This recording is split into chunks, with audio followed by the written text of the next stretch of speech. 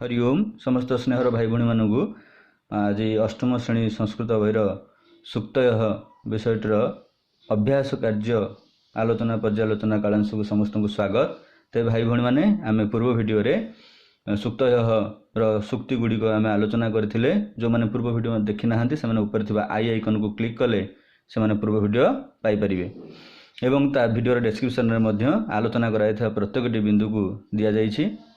भल भाव में पढ़ी नवा एवं आज विलंब न करके अभ्यास कार्य आरंभ करवा। किंतु अभ्यास कार्य आरंभ करने पूर्व कही रखे वीडियो प्रथम शेष पर्यंत देखा, ध्यान दे शुणा, लिखा व्यस्त हवानी।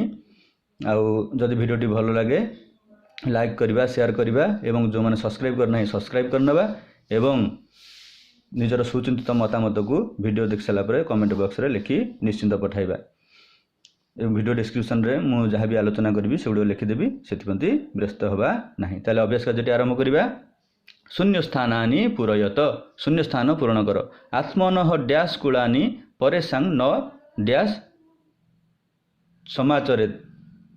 ताले समाचरेत भाई भणी मैंने ये प्रिंटिंग भूल अच्छे, डैश रो कौन आवश्यकता नहीं। आम पूर्व कालांश पढ़ी आत्मन प्रतिकूलानि, ताले प्रति शब्द छाड़ी जाइए प्रतिकूलानि परेशान न समाचरेत। जदि देइथांता ताले आचरेत देइथांता, कना समयुक्त आचरेत समाचरेत। जदि सम पई जदि से डैश देइथांता ताले हेइथांता।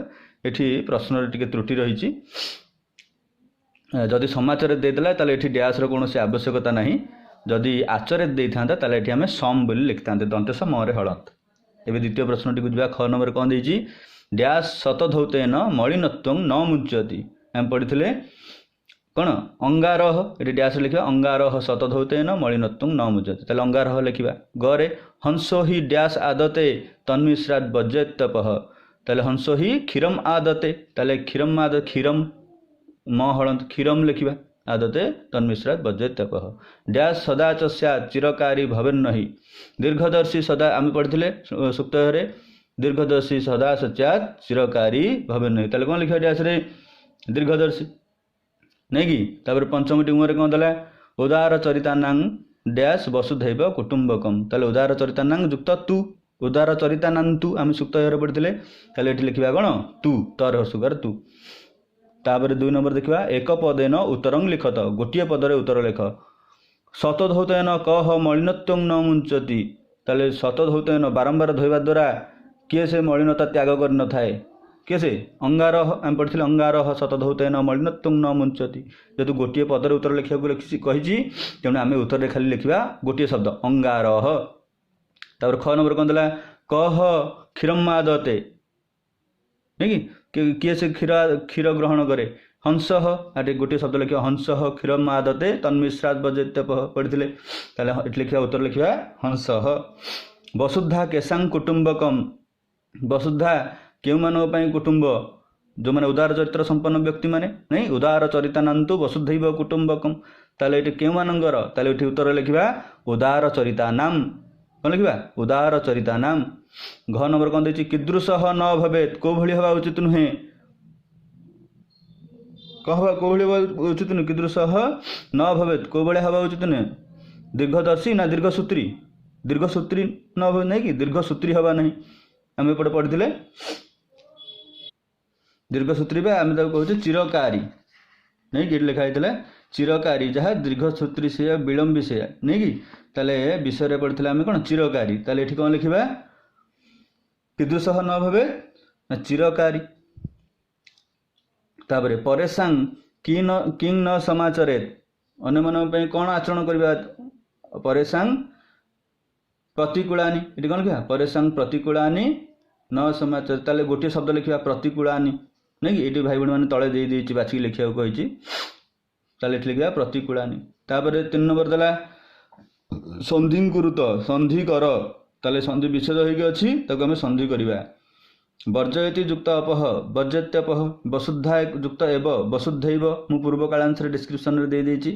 क्षीरम युक्त आदते क्षीरम आदते।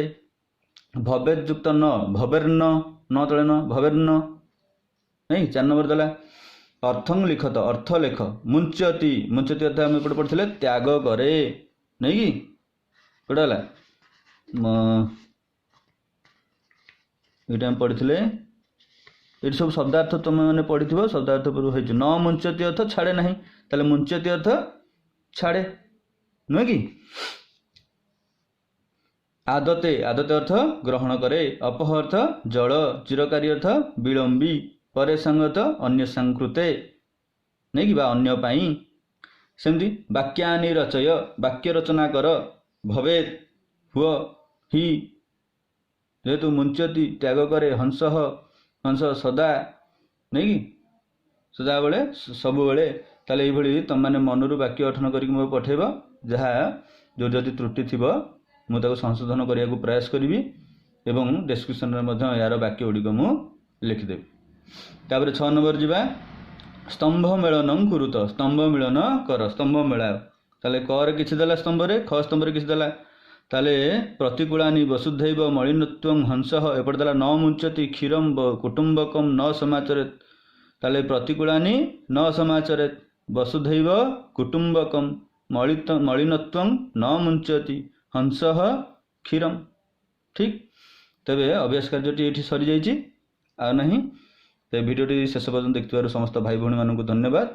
आउ हाँ एक कथा कही रखे जो वाक्य रचना तुम निज मनरू छोट छोट वाक्य 2-3टी शब्द मध्य वाक्य रचना करिकी पठेब आउ एगुड़िक मन रख अभ्यास करिया बारंबार अभ्यास करिया फल सबकिछि संभव होता है। एमती असंभव संसार रे किछि नहीं आ जहाँ भी किछि कार्य करिबा चिंता पूर्व चिंता आम सुक्ति पढ़िले जहाँ भी चिंता करिबा निजर क्षति हो नथिबो कि आम परिवेश रे आम सहित थिबा अन्य मानकर मध्य क्षति हो नथिबो एई भली जदि आम सचेतन रहिबा प्रति मुहूर्त रे प्रत्येकटी कार्य करिया पूर्व ताहले आम निश्चिंत सुखरे रहिबा सहित अन्य मानक मध्य सुखरे रखि परिबा।